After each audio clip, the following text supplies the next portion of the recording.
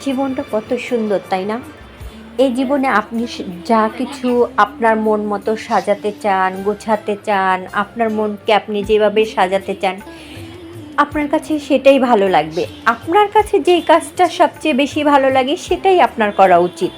আর যেই কাজটা আপনার করা ভালো লাগে না, সেই কাজটা আপনার কখনো করা উচিত না।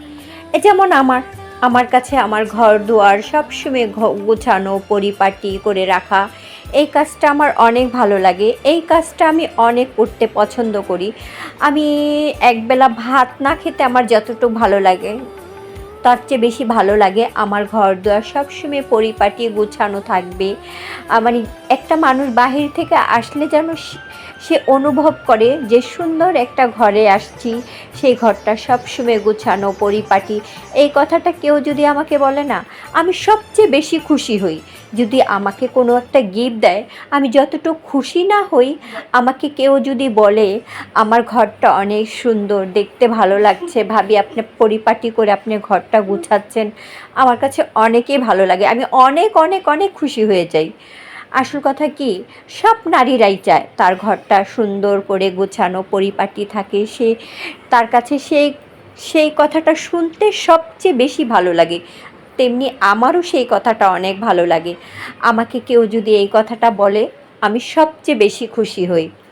আর আমার ঘরের ভিতরে আমার মাও অনেক ঘর-দুয়ার গোছানো পরিপাটি, মানে এটা আমার মায়েরও পছন্দ।